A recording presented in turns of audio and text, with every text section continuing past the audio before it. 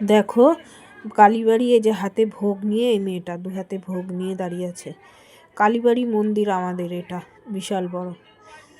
এখানে ফাংশনের একটা ব্যবস্থা করেছে, তা একজন আবৃত্তি বলছিল যে এ দেখো এই জায়গাটায় ভোগ দিচ্ছে এই জায়গাটায় সবাই। এই যে মন্দিরটা অনেক বড়, মন্দিরটা অনেকটা জায়গা নিয়ে একটা মন্দির। ওই দূরের ওইগুলো যা দেখছে সব পুরো গোটা জায়গাটা নিয়েই কালীবাড়ি মন্দির আমাদের, জাগ্রত মন্দির। দূর দূর থেকে লোক আসে, এসে এখানে ভোগের জন্য এখানে দূর দূর থেকে লোক আসে। সবার হাতেই ভোগ আছে দেখো, এই যে খিচুড়ি ভোগ, আলুর দম আর খিচুড়ি, খুব টেস্টি ভোগের প্রসাদ না, ভাল লাগে খেতে। তা ওই দূরে দাঁড়িয়ে একটা লোক আবৃত্তি করছিল, তা আমি তোমাদের একটু দেখাতে চাইছি যে দূরে যে ঠাকুরটা হয়েছে, সরস্বতী ঠাকুরটা, ওটা তোমাদের একটু দেখাতে চাইছি, দেখবে চলো। ওই যে মণ্ডপ, এই যে ইনি আবৃত্তি বলছে, স্টেজ করে দিয়েছে। এবার ঢুকবো মণ্ডপের ভেতরটা।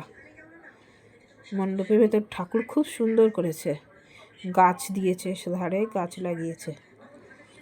এবার তোমাদের ঠাকুরটা দেখাই, এই দেখো সুন্দর না, খুব সুন্দর। এটা ঝাড়বাতি ঠাকুর, খুব সুন্দর করেছে এরা। চলো এবার মণ্ডপ থেকে বাইরে আবার যাওয়া যাক।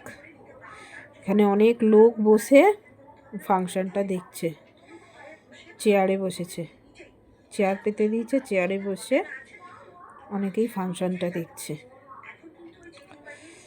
মন্দিরের সিঁড়ি, এটা মন্দিরের সিঁড়ি, ওখানে ভোগ দিচ্ছে, ওখানে যাওয়া যাক। চলো দেখাচ্ছি তোমাদের। একজন খেলনার দোকান নিয়েও বসেছে, খেলনা বেলুন ওটা নিয়েও বসেছে, ওটাও দেখাবো তোমাদের।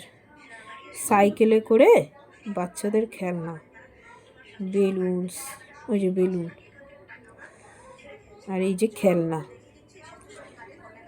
বাচ্চারা আসলেই চাইবে বেলুনস দাও, খেলনা দাও, তো ওটাও এখানে রয়েছে। একজন ফেরিওয়ালা বিক্রি করছে। তাহলে এই যে হচ্ছে হাতে